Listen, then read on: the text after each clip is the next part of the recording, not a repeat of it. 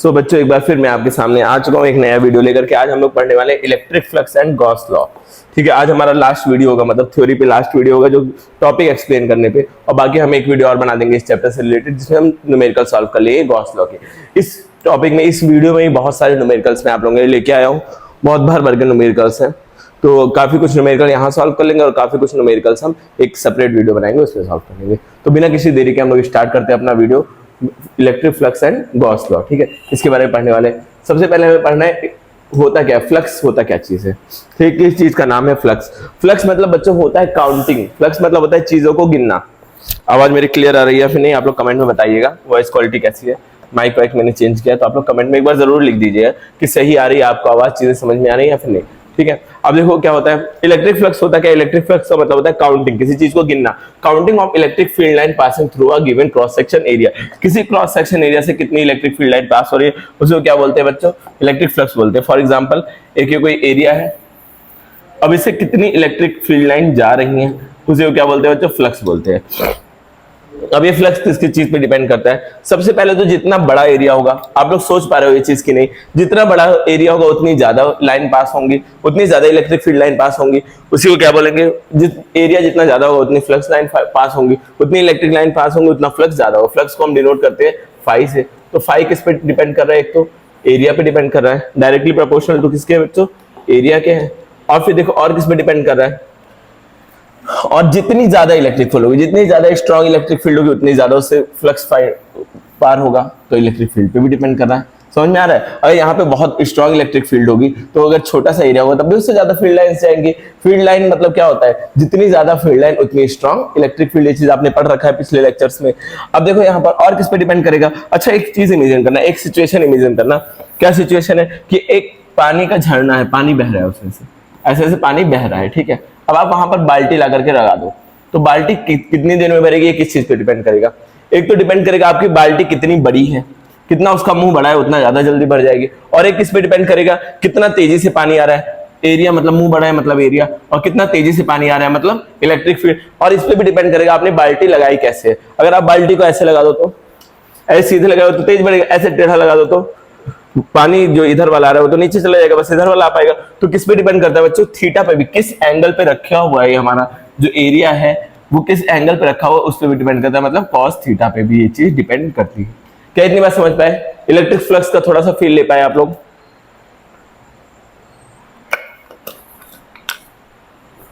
थोड़ा बहुत समझ में आया होगा कि किस किस पे डिपेंड कर रहा है, एरिया पे डिपेंड कर रहा है, इलेक्ट्रिक फील्ड पे डिपेंड कर रहा है और कॉस थीटा एंगल पे डिपेंड कर रहा है। अच्छा ये जो थीटा है वो एंगल किस किस के बीच का है, एरिया वेक्टर और इलेक्ट्रिक फील्ड। अब एरिया वेक्टर होता क्या चीज है, कोई एक एरिया है। एरिया वेक्टर क्या चीज होती है मैं आपको समझाता हूं। कोई एक एरिया है, मान लो ये थोड़ा 3D में दिखाने की कोशिश करना चाह रहा था मैं। ऐसे कोई एक एरिया है, अब इसी के परपेंडिकुलर एक लाइन बना दो, इस एरिया के परपेंडिकुलर। फॉर एग्जांपल क्या चीज में लाऊं, हाँ ये मेरे पास है, माइक की कवर है ये एक एरिया है, इसके परपेंडिकुलर एक लाइन बना दो तो ये क्या होता है, इस एरिया का एरिया वेक्टर। एरिया के परपेंडिकुलर लाइन को ये क्या बोलते हैं, एरिया वेक्टर बोलते हैं। तो ये जो एरिया, ये जो थीटा है वो एरिया के बीच का, वो एरिया और इलेक्ट्रिक फील्ड के बीच का एंगल नहीं है, एरिया वेक्टर है इलेक्ट्रिक फील्ड के बीच का एंगल है। एरिया वेक्टर क्या है, परपेंडिकुलर टू द एरिया। ठीक है, एरिया वेक्टर क्या होता है हमेशा, परपेंडिकुलर टू द एरिया होता है। तो हम यहाँ पे डायरेक्ट फॉर्मूला लिखे अगर फ्लक्स का अगर हम फॉर्मूला लिखें, फ्लक्स को फाई से डिनोट करते हैं, क्या हो जाएगा, ई ए कॉस थीटा। अच्छा कॉस थीटा कब आता है, डॉट प्रोडक्ट में आता है, तो मैं डायरेक्ट ये भी बोल सकता हूँ ना, ई डॉट ए बोल सकता हूँ कि नहीं। फ्लक्स का फॉर्मूला क्या होगा बच्चों, ई डॉट ए। और ये क्या है, एंगल क्या है, थीटा क्या है, angle between area vector and electric. A क्या है बच्चों, ए क्या है, सारी चीजें लिख देता हूं यहाँ पे। ए क्या है, एरिया है, और ई क्या है, सबको पता है।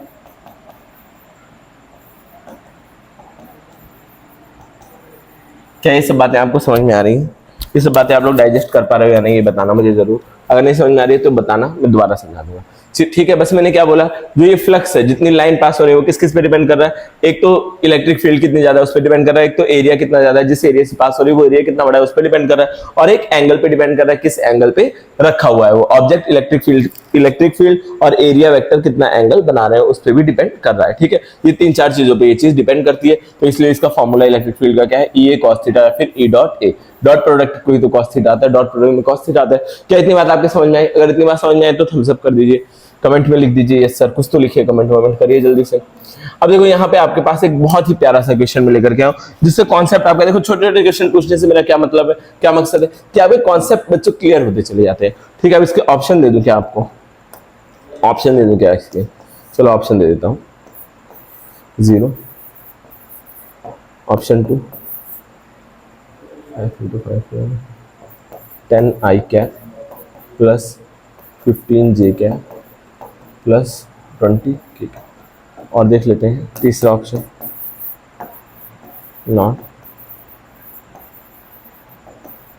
Not possible. ठीक है, चौथा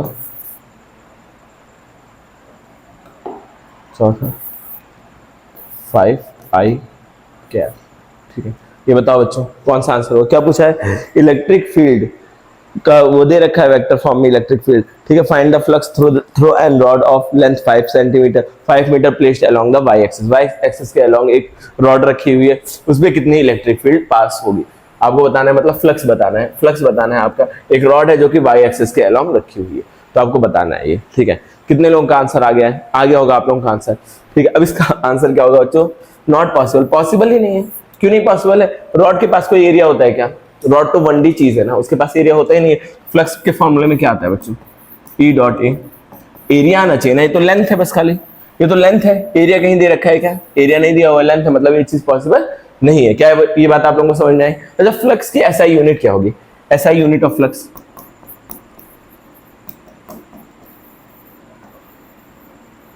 इलेक्ट्रिक फील्ड की क्या होती है? न्यूटन पर कूलाम। अच्छा, और ये एरिया का क्या होता है? Metre square. क्या हो जाएगी इसकी SI unit? Newton metre square per coulomb. क्या इतनी बात आपको समझ में आई? इतनी बात समझ में आई तो एकदम खुशी से थम्स अप करिए, क्लियर होगा ये चीज। ठीक है, ये पॉसिबल ही नहीं है, क्योंकि लेंथ से आप कैसे निकालोगे इलेक्ट्रिक फील्ड? लेंथ से कैसे निकालोगे? क्या इस बात को प्रोसेस कर पा रहे हो? आपका दिमाग अगर प्रोसेस कर पा रहा है इस बात को तो आप लोग बताइए मुझे। ठीक है, कमेंट में बताइए जरूर। अब देखो आगे बढ़ते हैं, थोड़ा सा नेक्स्ट क्वेश्चन की तरफ चलते हैं। नेक्स्ट क्वेश्चन क्या है? और ये भी देखो, ये भी बहुत बढ़िया क्वेश्चन है, ये बहुत ही बढ़िया क्वेश्चन है। देखो इसको थोड़ा समझने की कोशिश करना। ये प्रीवियस ईयर AIPMT में आ चुका है क्वेश्चन, लेकिन है बहुत अच्छा सा क्वेश्चन। क्या दिया हुआ? A square surface of side L metre is in the plane of paper. आप जिस पेपर कॉपी लेकर के बैठे हो, मेरे लिए बोर्ड का प्लेन पे होगा, आप पेपर लेके बैठे हो, पेपर के प्लेन पे है। ये फिगर क्या है? एक रेक्टेंगल रखा हुआ है, एक स्क्वायर रखा हुआ है प्लेन पे, ऐसे ये बोर्ड के प्लेन में रखा हुआ है। A uniform electric field E also in the plane of paper. Paper के प्लेन पे ही क्या है? इलेक्ट्रिक फील्ड भी है। इलेक्ट्रिक फील्ड भी किस पे है बच्चों? एक कॉन्सेप्ट इससे सीखोगे बहुत तगड़ा वाला। इलेक्ट्रिक फील्ड भी क्या है? पेपर के ही प्लेन पे है। Is laminated only lower half. जो इलेक्ट्रिक फील्ड है वो बस खाली आधे पार्ट को ही कवर कर पा रही है। ठीक है, आधे पार्ट ही स्क्वायर को कवर कर पा रही है। तो क्या बताना है आपको? Find electric flux in SI unit. Electric flux भी बताना है, उसकी एसआई यूनिट भी बतानी है। ठीक है, क्या बता सकते हो आप लोग? आप लोग बता सकते हो क्या?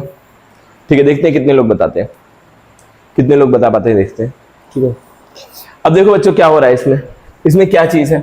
इसका जो आंसर होगा वो 0 होगा। 0 क्यों होगा आंसर बच्चों? जिस प्लेन में पेपर रखा है, ये मेरा हाथ पेपर हो गया, इसी प्लेन में इलेक्ट्रिक फील्ड जा रही है। तो क्या इसके अंदर से पास होने का मतलब क्या? इसको चीरते हुए जाना। क्या इस स्क्वायर को चीरते हुए कोई भी इलेक्ट्रिक फील्ड लाइन जा पा रही है? क्या इस स्क्वायर को चीरते हुए कोई भी इलेक्ट्रिक फील्ड लाइन जा पा रही है? पहले लॉजिकली समझो, फिर मैथमेटिकली मैं समझा दूंगा क्यों 0 हो रहा है। ये पेपर है, इसी पेपर के प्लेन में इलेक्ट्रिक फील्ड है, ये मार्कर ऐसे पास हो रहा है, इसको चीरते हुए जाएगी तब इलेक्ट्रिक फ्लक्स काउंट होता है। चीरते हुए नहीं जा रही है मतलब इलेक्ट्रिक फ्लक्स नहीं पास हो रहा है, बस ये प्लेन में ऐसे ऐसे चली जा रही है, इसको चीर नहीं रही है मतलब इलेक्ट्रिक फ्लक्स नहीं है। और अगर लॉजिकली आप लोग मैथमेटिकली देखो तो ये जो स्क्वायर है इसका एरिया वेक्टर कहाँ होगा? सामने की तरफ होगा, और इलेक्ट्रिक फील्ड इधर जा रही है, तो मतलब एंगल कितना बनेगा? 90 डिग्री का बनेगा। और ये देखो ये स्क्वायर है, इसका एरिया वेक्टर इसके परपेंडिकुलर यहाँ पर होगा, इसके परपेंडिकुलर यहाँ पे होगा, और इलेक्ट्रिक फील्ड यहाँ जा रही है, सामने जा रही है, तो दोनों के बीच का एंगल कितना है बच्चों? 90 डिग्री है। अब हम फॉर्मूला अगर फ्लक्स का लगाएं, क्या है हमारा फॉर्मूला? EA cos थीटा, और cos थीटा की जगह अगर 90 रख दें, थीटा की जगह अगर 90 हम लोग रख दें, तो फ्लक्स क्या हो जाएगा? EA cos 90 की वैल्यू बच्चों क्या होती है, चिल्ला के बोलो 0। तो ये पूरा का पूरा फ्लक्स क्या हो जाएगा बच्चों 0। लॉजिकली भी समझ में आया होगा और मैथमेटिकली भी आपको लोगों को समझ में आया होगा। एंगल कहाँ कहाँ का देखते हैं, अब एक बार बता रहा हूँ, गलती नहीं होनी चाहिए नेक्स्ट क्वेश्चन में आप लोगों से। मैं क्या बता रहा हूँ, एंगल किस किस के बीच का देखते हैं बच्चों, हम एंगल देखते हैं एरिया वेक्टर, एरिया का एंगल नहीं देखते, area vector and electric field का। एरिया वेक्टर मतलब इसके परपेंडिकुलर और इलेक्ट्रिक फील्ड मतलब ये। अब मैं गारंटी दे रहा हूं कि आप में से 50% बच्चे हॉनेस्टली कमेंट करना, क्या हो रहा है यार, आप में से 50% बच्चे स्टिल जो मैं नेक्स्ट क्वेश्चन पूछने जा रहा हूं वो गलत देंगे आंसर उसका, मैं गारंटी दे रहा हूं उस चीज की, ठीक है। नेक्स्ट जो मैं क्वेश्चन पूछने जा रहा हूं उसका आंसर गलत आने वाला है। ये तो नहीं, ये तो सिंपल है, ये वाला तो सही ही दोगे। इसके बाद एक क्वेश्चन और, चलो वही पहले पूछ लेते हैं। चलो चलो चलो चलो चलो, कहाँ गया। अब ये बताओ इसमें में से कितना जा रहा होगा, एंगल कितना बना है थीटा।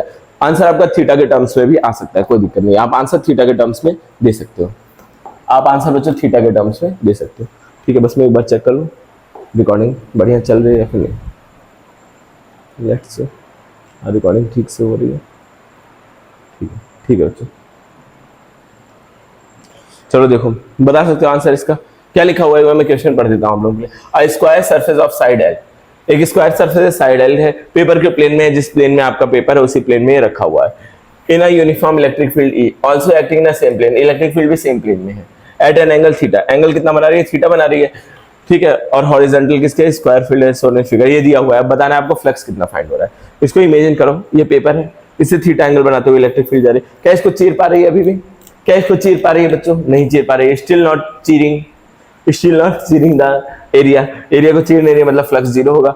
अरे ये इस एंगल से कोई फर्क पड़ता है क्या, इलेक्ट्रिक फील्ड ऐसे जाए या फिर टेढ़ा होकर के जाए, क्या कोई फर्क पड़ रहा है बच्चों, अरे समझने की कोशिश करो क्या। अच्छा ये एंगल थोड़ी होता है थीटा, जब हम इलेक्ट्रिक फील्ड निकालते हैं तो हम ये एंगल थोड़ी यूज करते हैं यार, ये एंगल नहीं यूज करते, हम एंगल कौन सा लेते हैं, एरिया वेक्टर। एरिया वेक्टर मतलब सामने, और इलेक्ट्रिक फील्ड इधर, एंगल कितना बन रहा है 90 degree, still angle is 90 degree. एक तो चीर नहीं रही है लॉजिकली, अगर आपका दिमाग लॉजिकली काम करता है, मैथमेटिक्स से दूर जाना चाहते हो, बायो वाले स्टूडेंट हो, तो लॉजिकली भी सोचो, ये एरिया है, इससे ऐसे इलेक्ट्रिक फील्ड जा रही है, इसको चीर ही नहीं रही है तो फ्लक्स तो 0 होगा ही होगा, चीरेगी तब जाके फ्लक्स होगा, अदरवाइज फ्लक्स तो क्या होना है, 0 होना ही होना है। और अगर मैथमेटिकली सोचो तो ये एरिया है, एरिया वेक्टर यहाँ पर है ऐसे सीधे, और इलेक्ट्रिक फील्ड इधर जा रही है, ये इधर, एरिया वेक्टर इधर, तो एंगल क्या बन रहा है 90 डिग्री बन रहा है, 90 बन रहा है तो वैसे भी 0 हो जाएगा। तो इसका भी आंसर क्या होगा बच्चों, 0 होगा। देखो सेम इलेक्ट्रिक फील्ड और एरिया अगर दोनों सेम प्लेन में है तो इलेक्ट्रिक फील्ड हमेशा, वो इलेक्ट्रिक फ्लक्स हमेशा क्या होगा, 0 होगा। इसलिए आप लोग को ये सीखने को मिला,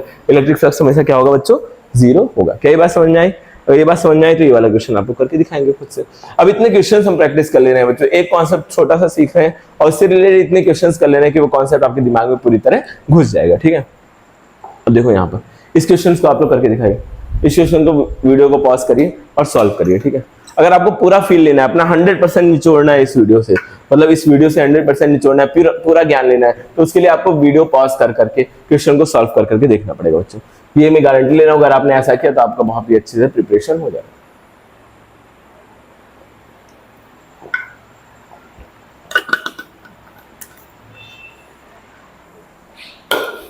अभी कुछ बच्चों ने क्या किया हुआ है इसमें बता रहा हूँ।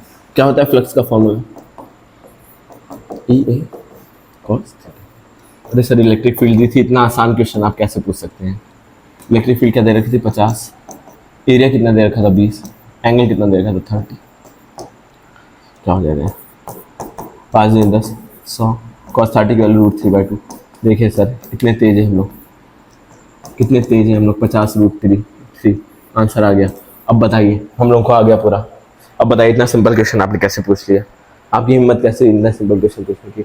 गधों ये बिल्कुल ही गलत है, ये आंसर बिल्कुल ही गलत है। सोचो तो थोड़ा दिमाग तो लगाओ, ये एंगल किस किस के बीच में दे रखा है, इलेक्ट्रिक फील्ड एंड सरफेस के बीच का एंगल दे रखा है। लेकिन हम इलेक्ट्रिक फील्ड में ये थीटा क्या है, एरिया वेक्टर और इलेक्ट्रिक फील्ड के बीच का एंगल है।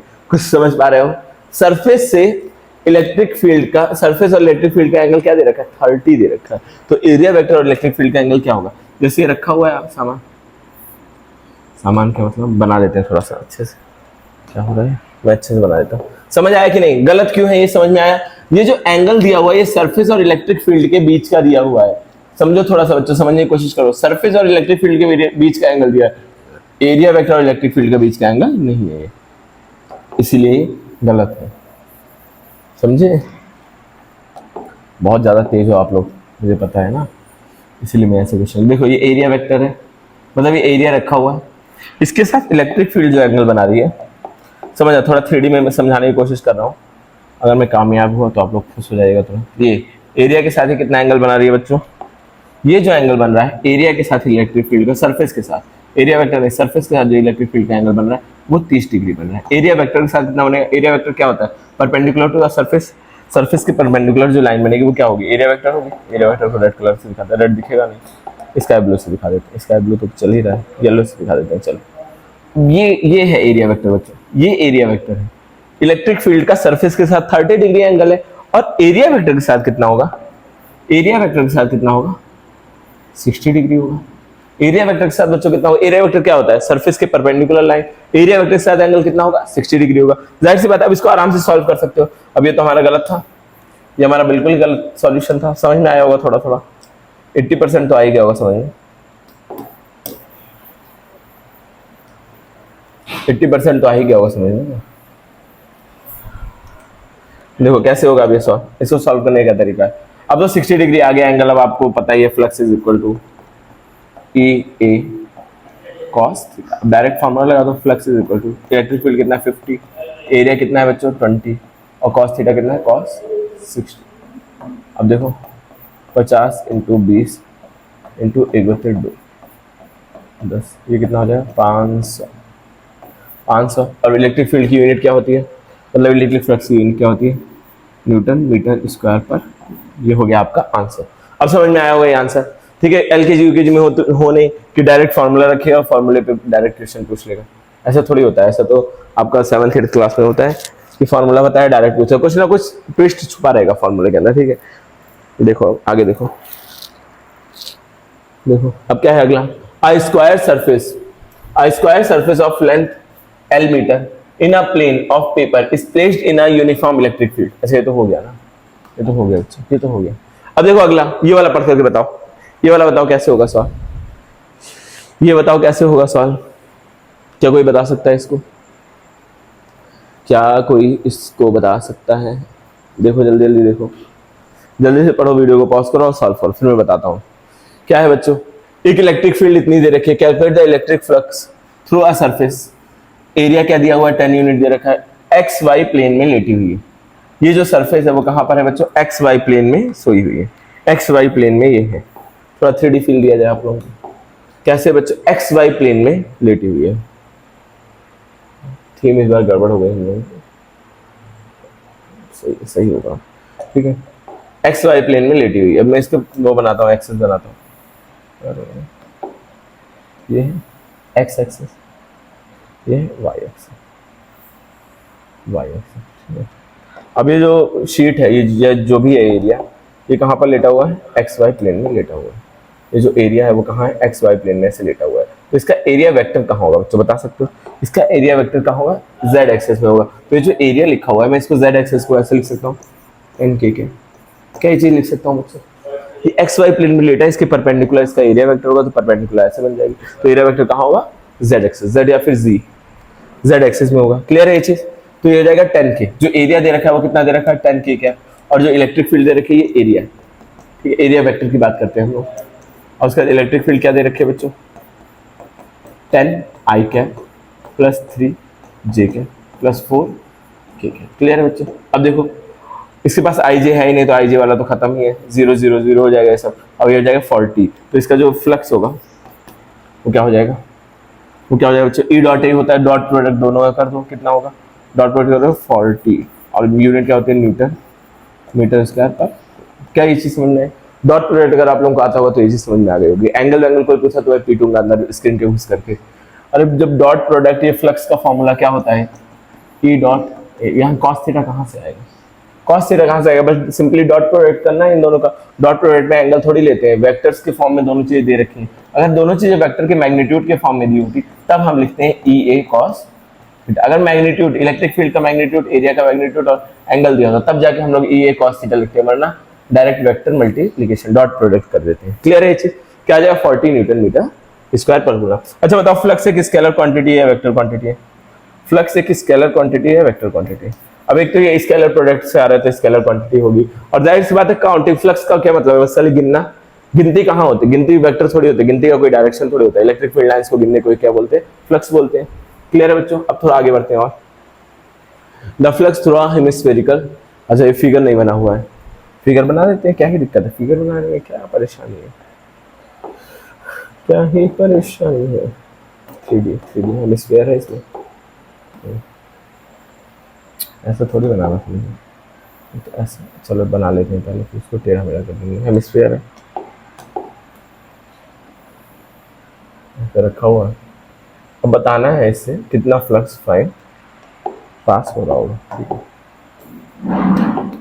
अपने नोट्स को भी आप लोग थोड़ा अच्छे से बनाइएगा बच्चों।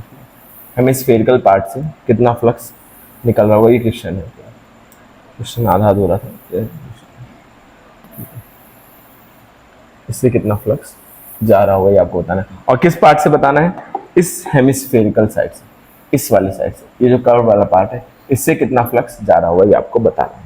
ठीक है, क्या आप ये चीज बता सकते हो, क्या ये चीज बता सकते हो? एक बार कोशिश करो, वीडियो को पॉज करके कोशिश करो, तब तक मैं थोड़ा पानी पी लूं।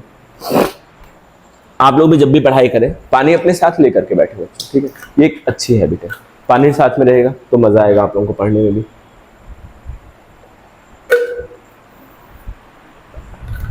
बताइए बताइए क्या चीज समझ आ रही है? चलो अब मैं बताता हूँ कैसे सॉल्व होगा।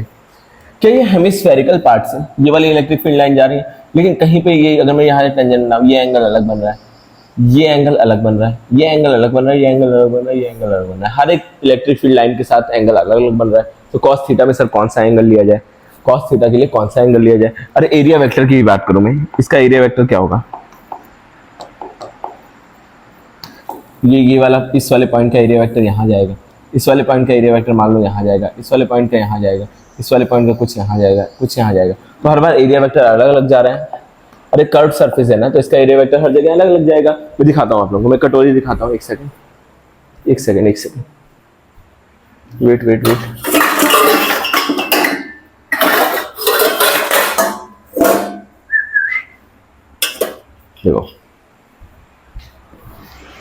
देखो, देखने की कोशिश करना, ये है, यह हेमिस्फेरिकल सरफेस है, यहाँ इसके परपेंडिकुलर ये वाला पार्ट बन रहा है, यहाँ एरिया वेक्टर गया, यहाँ पे यहाँ गया, यहाँ पे यहाँ गया, यहाँ पे यहाँ गया, यहाँ पे यहाँ गया, यहाँ पे यहाँ गया, हर जगह क्या हो रहा है, एरिया वेक्टर अलग अलग जा रहा है। क्लियर है बच्चों? हर जगह एरिया वेक्टर क्या हो रहा है, अलग अलग जा रहा है। तो अब देखना, तो निकालना तो बड़ा मुश्किल है, क्या पॉसिबल है यहाँ से इलेक्ट्रिक फ्लक्स निकालना? एरिया वेक्टर एंगल बार बार चेंज हो रहा है हर जगह पर, और ऐसा भी नहीं है, तो ये बड़ा ज्यादा मुश्किल है निकालना। लेकिन आप एक काम कर सकते हो, ये कर सकते हो कि ये वाला जो पार्ट है, ये क्या है, एक सर्कुलर पार्ट है, यहाँ देखो हेमिस्फीयर का ये वाला पार्ट क्या है, एक सर्कुलर पार्ट है, ये क्या है बच्चों, सर्कुलर पार्ट है। सर्कल तो प्लेन होता है, और इसका एरिया वेक्टर यहाँ परपेंडिकुलर सीधे सामने की तरफ होगा, कि नहीं, ये सर्कुलर पार्ट है, इसका एरिया वेक्टर कहाँ होगा, सामने की तरफ होगा। ठीक है, अब इसका एरिया वेक्टर सामने की तरफ होगा कहीं, तो जितना फ्लक्स इसमें से घुस रहा है, सर्कुलर पार्ट से जितना फ्लक्स घुस रहा है उतना ही निकल रहा है, तो मैं इस वाले का फ्लक्स निकाल लो तो इसका भी सेम होगा। अरे सोचो तो थोड़ा सा, ये सर्कुलर पार्ट है, प्लेन पार्ट है, इसका हमारे लिए निकालना आसान है फ्लक्स, और इसका टफ है, तो मैं क्या करूँ, इसका निकाल लूँ, तो इतना उससे जितना इससे घुस रहा है उतना ही तो उधर से निकल रहा है, दोनों बराबर है, तो मैं इसका निकालने की कोशिश करूंगा। अब इसका कैसे निकलेगा, बस डायरेक्शन दोनों की अलग है, इसमें घुस रहा है, इससे निकल रहा है, इसका एरिया वेक्टर इधर जा रहा है और इसका एरिया वेक्टर कहीं इधर जाएगा, तो निकाल करके हम डायरेक्शन को देख लेंगे। अब बाकी देखो, इसका एरिया वेक्टर इधर होगा, एरिया वेक्टर समथिंग इधर होगा, कलर चेंज कर देते हैं, ब्लैक तो दिखेगा ही नहीं, ठीक है, एरिया वेक्टर समथिंग इधर होगा, समथिंग इधर होगा एरिया वेक्टर। क्लियर है ये चीज? अब अगर मैं निकालना चाहूँ, एंगल कितना बन रहा है, 180 डिग्री बन रहा है, इलेक्ट्रिक फील्ड इधर ये, ठीक है। अब यहाँ अगर मैं निकालना चाहूँ, फ्लक्स का फॉर्मूला क्या होता है, E cos थीटा। अब फ्लक्स, इलेक्ट्रिक फील्ड कितनी है, नहीं दे रखा है, यूनिफॉर्म इलेक्ट्रिक फील्ड से, ठीक है, ई मान लेते हैं, इससे जो इलेक्ट्रिक फील्ड जा रहा है उसको ई मान लेते हैं। ए मतलब एरिया ऑफ सर्कल क्या होता है, एरिया ऑफ सर्कल क्या होता है, पाई, इसका रेडियस सपोज करते हैं आर, क्या हो जाएगा बच्चों, पाई आर स्क्वायर।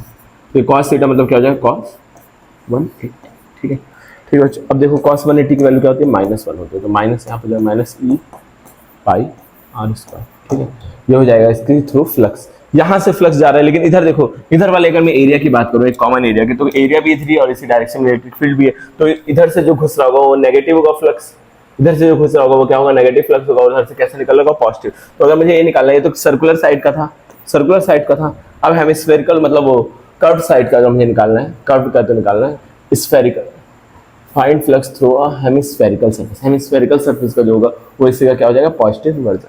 क्या समझ पा रहे हो, इसी का क्या हो जाएगा बच्चों, इसी का पॉजिटिव वर्जन। इधर से तो नेगेटिव, क्योंकि एंगल कितना बना रहा है 180, और उधर से तो 180 का थोड़ी बन रहा है एंगल, उधर से जो भी एंगल बन रहा है वो कैसा बन रहा है, पॉजिटिव बन रहा है। क्या इतनी बात समझ में आई, इतनी बातें आप लोगों को समझ में आ गई होंगी, समझ आया, थोड़ा सोचने की इसको कोशिश करना, एक बार वीडियो को वापस से फॉरवर्ड करके देख लेना अगर आपके समझ में नहीं गए, लेकिन हर एक क्वेश्चन समझते चलो, हर एक क्वेश्चन बहुत ही ज्यादा इंपॉर्टेंट है आपके लेक्चर्स के लिए, ठीक है। Incoming and outgoing flux through a cylinder, इसमें फिगर नहीं बना हुआ है, फिगर में बना देता हूँ, फिगर में बना देता हूँ बच्चों, क्यों परेशान हो रहे हो।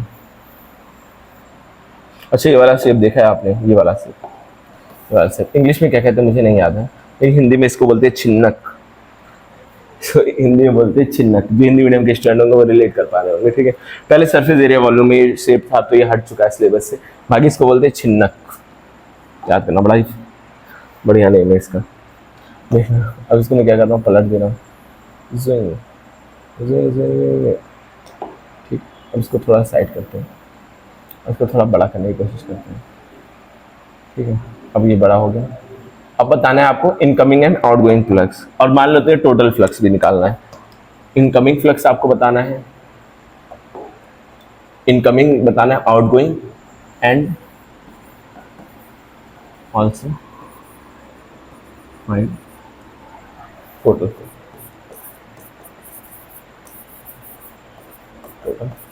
फ्लक्स भी फाइंड करना है।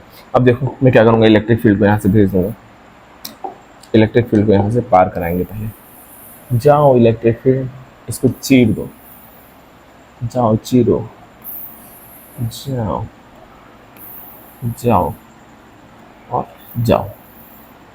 यहाँ पर क्या है, ये इलेक्ट्रिक फील्ड ई मान लेते हैं, इलेक्ट्रिक फील्ड है, और इसका रेडियस को हम लोग सपोज कर लेते हैं आर, इधर से भी रेडियस क्या है। अच्छा अब इनकमिंग की बात करो, मतलब इधर जा रहा है, इसका एरिया वेक्टर कहाँ होगा बच्चों, इसका एरिया वेक्टर कहाँ होगा, इसका कलर क्या रख दिया जाए, कुछ येलो नहीं पर्पल कर देते हैं, एरिया वेक्टर इधर कहीं होगा, इसका एरिया वेक्टर यहीं कहीं होगा, और इलेक्ट्रिक फील्ड हो जाएगी, मतलब एंगल कितना है बीच का 90 डिग्री है। और कौन से एरिया से इलेक्ट्रिक फील्ड पास हो रही है, सर्कुलर एरिया से, रेडियस ऑफ सर्कल क्या होगा, एरिया ऑफ सर्कल क्या होता है, पाई आर स्क्वायर, स्टिल क्या अगेन क्या होगा, पाई आर स्क्वायर। तो इनकमिंग जो फ्लक्स होगा, फ्लक्स इनकमिंग,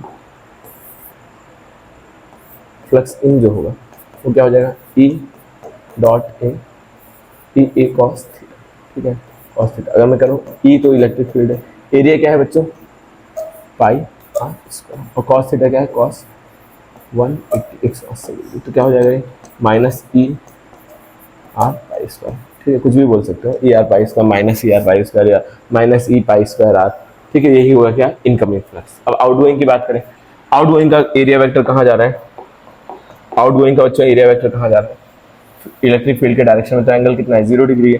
अब 0 डिग्री एंगल है तो हम क्या बोल सकते हैं, आउट कितना हो रहा है, E A cos 0 degree, electric field E है, एरिया कितना है पाई आर स्क्वायर, कॉस 0 की वैल्यू 1 होती है, तो क्या हो जाएगा ई आर स्क्वायर पाई, ठीक है, ये हो जाएगा आपका आउट। अब टोटल फ्लक्स की बात करें, मतलब दोनों को जोड़ दो, अगर टोटल फ्लक्स की बात करें, नेट की बात करें, तो दोनों को जोड़ दो, ये कितना है माइनस, या पहले लिख दो कि कैसे निकला ये, फ्लक्स इन प्लस फ्लक्स, दोनों को जोड़ देंगे तो ई नेट कितना हो जाएगा, पाई नेट, इन कितना है बच्चों माइनस में ई आर पाई स्क्वायर, और ये कितना है प्लस में ई आर पाई। अब ये कट जाएगा 0 हो जाएगा, तो नेट फ्लक्स कितना हो जाएगा बच्चों 0 हो जाएगा। अभी गॉस थ्योरम आने वाला है, उसमें आप ज़्यादा ये चीज़ रिलेट कर पाओगे, समझ में आया, जितना अंदर जा रहा है उतना ही बाहर निकल जा रहा है, तो सिलेंडर पे नेट फ्लक्स क्या होगा 0 होगा। और इस वाले एरिया से, तो ये जो कर्व वाला एरिया, इससे तो एक भी थोड़ा सा ही फ्लक्स नहीं निकल रहा है, तो क्या हो जाएगा बच्चों, क्या ये चीज़ आप लोगों को समझ में आई, क्या ये चीज़ें आप लोगों के समझ में आई है, कमेंट में बताइए जरूर, ठीक है। अब थोड़ा सा आगे बढ़ते हैं, थोड़ा आगे बढ़ने की कोशिश करते हैं, अगर आप लोग इजाज़त दे तो आगे बढ़ा जाए। ये बढ़िया क्वेश्चन है। A cylinder of radius R and length L is placed in a uniform electric field parallel to the cylinder. ठीक है, इलेक्ट्रिक फील्ड क्या है? सिलेंडर के पैरेलल है, parallel to the cylinder, cylindrical axis, cylindrical axis के parallel है। Cylindrical axis ऐसे होती है, इसके पैरेलल इलेक्ट्रिक फील्ड है। The outward flux over the surface of the cylinder is given by, outward flux बताना है। सेम ही क्वेश्चन है, सेम ही क्वेश्चन है। सिलेंड्रिकल एक्सिस है, ये सिलेंडर है, बना के दिखा दे रहा हूँ, तो कितना फ्लक्स बाहर निकल रहा है ये आपको बताना है। ये सिलेंडर है, ये इसकी होती है सिलेंड्रिकल एक्सिस, सिलेंड्रिकल एक्सिस के पैरेलल इलेक्ट्रिक फील्ड है, इसी के पहले तो बताना है कितना निकल रहा होगा। तो सिंपल है बच्चों, सिंपल है, कितना निकल रहा होगा? आर रेडियस दे रखा है तो ई पाई आर स्क्वायर, यही तो होगा बच्चों। इलेक्ट्रिक फील्ड दे रखी है, यही होगा। ठीक है, सिलेंड्रिकल एक्सिस से कितना निकल रहा होगा, यही होगा। सिंपल, कोई दिक्कत नहीं है। अच्छा, अगर ऐसा ना होता तो, अगर इसकी जगह पे पूछता, एक तो थीम नहीं मिल रही है यार, ये थीम क्यों चेंज हो रही है बार बार? अगर ऐसा पूछता तो अब इससे थोड़ा सा आपको डॉक्टर वाले काम करने पड़ेंगे, ऑपरेशन करना पड़ेगा सिलेंडर। गंदा सा कलर आ रहा है यार, गंदा सा कलर, गंदा गंदा। देखो ये है सिलेंडर, ठीक है, ऐसे इसको साइड कर देते हैं, ये है सिलेंडर। अब इलेक्ट्रिक फ्लक्स ऐसे जा रहा है। अब आपको बताना है इसके कर्व सरफेस से कितना फ्लक्स निकल रहा होगा। इसके कर्व सरफेस से बच्चों कितना फ्लक्स निकल रहा होगा। ये यूनिफॉर्म इलेक्ट्रिक फील्ड ई है, इसका जो ये लेंथ है वो एल दे रखा है, और इसका जो रेडियस है वो आर दे रखा है। अब बताना है आपको इसके कर्व वाले एरिया से कितना फ्लक्स निकल रहा होगा। क्या ये चीज़ आप बता सकते हो? क्या ये चीज़ आप लोग इमेजिन कर सकते हो, सोच सकते हो? ये ऐसे सिलेंडर है, मैं समझा दे रहा हूँ।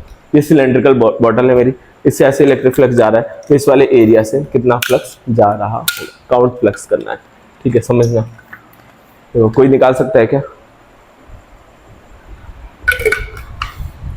कोई बता सकता है कैसे निकलेगा? कोई बता सकता है बच्चों कैसे निकलेगा? ये नहीं समझ में आ रहा है, बताता हूँ मैं कैसे निकलेगा, बताता हूँ। इसको क्या करना पड़ेगा, आप सिलेंडर को लो, 20 से काट दो, सिलेंडर को बच्चों 20 से काट दो। ये Gauss law, Gauss law, Gauss law, Gauss law, इसके बाद स्लाइड्स हैं सारी की सारी, ठीक है, गॉस लॉ पढ़ेंगे इसको हम लोग। अब क्या करो आप लोग, इसको 20 से कट कर दो सिलेंडर को, सारी चीज़ इसके आसपास के डिस्टर्बेंस में मिटा रहा हूँ अभी के लिए। ठीक है, 20 से इसको काटो, इरेजर से मिटा देते हैं। इसको 20 से कट करोगे, अगर आपने सिलेंडर 20 से काटा, ऐसे अगर आपने 20 से काट दिया, इसको काट दोगे तो बच्चों जो सामने मिलेगा वो रेक्टेंगल मिलेगा। सोचो ये चीज़, सिलेंडर को मैंने 20 से काटा तो इधर वाला पार्ट क्या मिलेगा? रेक्टेंगल मिलेगा, रेक्टेंगल मिलेगा। थोड़ा इमेजिन करो, इमेजिनेशन अपनी बढ़ाओ। सिलेंडर केक है, केक को 20 से कट करो तो यहाँ पर रेक्टेंगल दिखता है सामने, ऐसे प्लेन सा रेक्टेंगल दिखता है, एकदम प्लेन, कर्व सरफेस रहते हैं, प्लेन रहती है। तो जितना फ्लक्स यहाँ से गुजर रहा होगा, क्या उस रेक्टेंगल एंगल से, रेक्टेंगल वाले पार्ट से भी उतना ही फ्लक्स जा रहा होगा? क्या उस रेक्टेंगल वाले पार्ट से भी उतना ही फ्लक्स जा रहा होगा? अब इसको 3D में विजुअलाइज कराता हूँ आप लोगों को। कहाँ का शेप, अगर वैसा शेप हो गया तो करा दूंगा। शिट, वैसा शेप नहीं है, वैसा शेप नहीं है, तब भी मेरे पास एक तरीका है।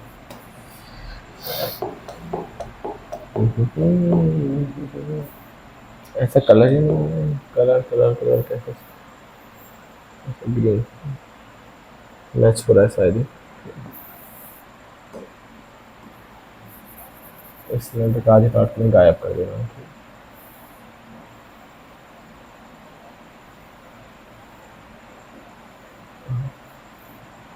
कर दिया गायब, 1/2 सिलेंडर मैंने कर दिया गायब। ठीक है, समझ में गायब हो गया आधा सिलेंडर। तो अब ये जो पार्ट निकल के आएगा, निकल करके वो कैसा आएगा?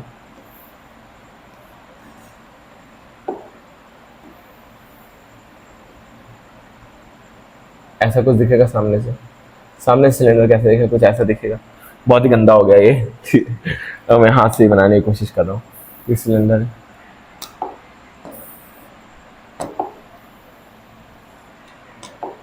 बहुत मैसी हो जा रहा है इसे, बहुत मैसी हो रहा है।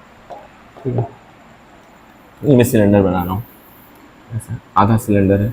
इसको जब मैंने काट दिया, अब जो इसको 20 से काट दिया, तो इधर क्या आपको दिख रहा है? एक रेक्टेंगल दिख रहा है, एक रेक्टेंगल ऐसा कुछ दिखेगा, ऐसा कुछ एक रेक्टेंगल दिखेगा, इस शेप में आपको दिखेगा। अब जितनी फील्ड लाइन इससे जानी होंगी, इससे भी गुजर रही होंगी। अब इस रेक्टेंगल की जो लेंथ है, सिलेंडर की लेंथ एल दे रखी थी और इसका रेडियस आर दे रखा था, तो ये क्या, ये 2r के बराबर होगा। नीचे वाला पार्ट क्या 2r होगा, नीचे वाला पार्ट सिलेंडर का दोनों रेडियस के बराबर होगा, डायमीटर के बराबर होगा, बीच से बीचों बीच काटा है तो डायमीटर के बराबर होगा, मतलब 2r हो जाएगा। तो इस वाले जो सरफेस है इसका अगर मैं एरिया निकालना चाहूँ तो इसका एरिया क्या होगा बच्चों, इसका एरिया क्या होगा 2rl, 2rl होगा कि नहीं, 2rl होगा। अब इलेक्ट्रिक फ्लक्स निकालना है मुझे तो क्या होता है इलेक्ट्रिक फ्लक्स का फॉर्मूला E A, यही तो होता है फ्लक्स का फॉर्मूला। इलेक्ट्रिक फील्ड E दे रखे, एरिया मान लो कितना जाएगा 2r, मानना क्या यही दे रखा है तो क्या हो जाएगा 2rl, क्या ये होगा बच्चों 2ERL या RL कुछ भी लिखो। समझ में आया ये चीज़ की नहीं, समझ में आए तो जल्दी से आप लोग कमेंट में थम्स अप करिए, ठीक। आई होप समझ में आई होंगी चीज़ें।